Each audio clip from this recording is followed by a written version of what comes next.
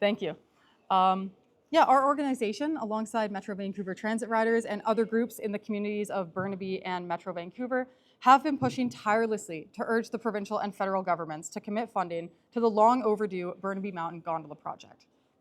This project has demonstrated cost efficiency, sustainability, and reliability in public transit, as well as a strong boost to the tourism sector.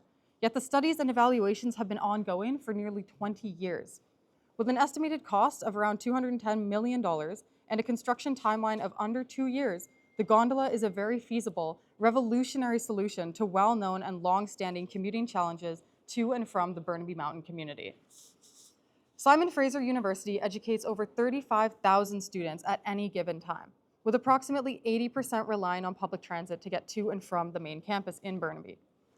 More than 25,000 transit trips occur daily to and from the Burnaby Mountain campus, primarily served by the Route 145 from Production Way Station.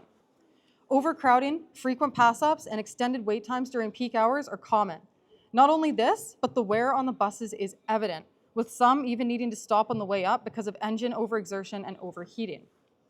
These issues are further aggravated by adverse weather conditions, which result in further delays, cancellations, and unsafe road conditions. Additionally, with only 2 access roads, being Gillardy Way and the Burnaby Mountain Parkway, accidents and other road hazards often result in the entire campus becoming inaccessible to those en route, as well as students and staff already on campus being unable to leave. This also extends to those who live and work in this community, which is growing rapidly. This adversely affects the accessibility for emergency vehicles as well, presenting an avoidable hazard. The gondola addresses virtually all of these concerns.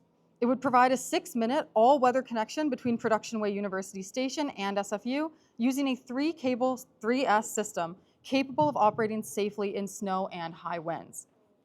This would ensure consistent year-round service and significantly improve emergency preparedness by providing a secondary evacuation route during fires, earthquakes, and other major road blockages. This project also addresses climate goals, as it would replace hundreds of trips taken daily on buses, dramatically reducing greenhouse gas emissions. This aligns with the university and the City of Burnaby sustainability goals. As well, shifting to an electric aerial system will reduce congestion down below, lower the strain on the buses, and improve the efficiency of our transit system. Additionally, with the growing community atop Burnaby Mountain, rapidly expanding from 5,000 to 10,000 non-student residents, faster transit is essential to support this rapid growth of the larger community. The gondola will also generate revenue from tourists, offering a more centrally located alternative to other scenic gondola rides on the mainland. For years, these benefits have been known, so we need to see progress. We're pushing for the release of the business case, allocated funding from all relevant branches of government, and a clear timeline for planning and construction. The Burnaby Mountain Gondola is a transformative solution that will demonstrate commitment to sustainable, reliable transit in the Lower Mainland. The residents are ready, is the province. Thank you.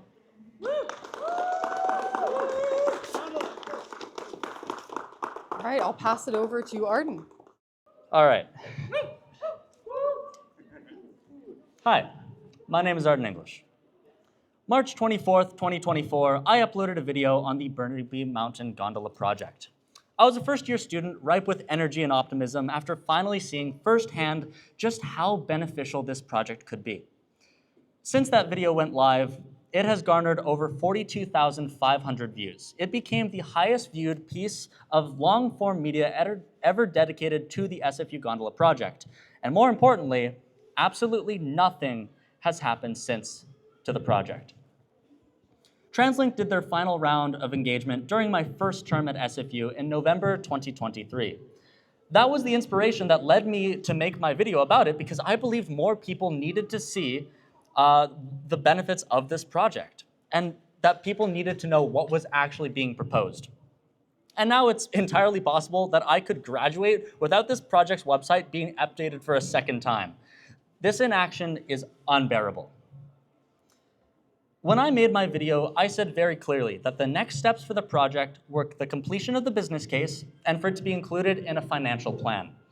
The business case was supposed to be finished by the end of 2024. There has still been no update. The 2025 investment plan came and went, and the gondola was nowhere to be seen. After all, we were all busy saving the bus, and it's a good thing that we did. But our higher level governments seem to act as if we can't do different things at the same time. Right now, it seems as if TransLink and the province are playing the lamest game of cat and mouse. The gondola can't be built without funding from the province and the federal government, but these governments can't fund it without an actual updated business case to go off of. Until part of this cycle breaks, this project will continue to be in a state of limbo. My asks are very simple. TransLink needs to release a good business case. The previous business case for this project was fantastic because it was more than just a shuttle for students. It could be a tourist attraction in and of itself. It could be an aid to mountain bikers that want to use the trails on Burnaby Mountain. And it could be a year-round, reliable lifeline to the thousands of residents over at University. But, like with so many large-scale projects in the Anglosphere, there isn't the in-house expertise to know how to build a project like this. If TransLink isn't actively working with people from Mexico City, Toulouse, France, cities that build these projects at reasonable prices, then that is a non-starter. If they aren't communicating with companies like Leitner Poma or Doppelmayr that deliver the finished product, then that has to change immediately. The business case that we get out of something like that won't be properly reflective of the project because it would have been written by people who've never built an urban gondola. Real people do have this expertise because urban gondolas aren't actually that special. Heck, we built the exact same kind of gondola in Whistler for the Olympics for $51 million. And that was an engineering marvel at the time. They had to shuttle the cables over on barges. We don't need to do that here.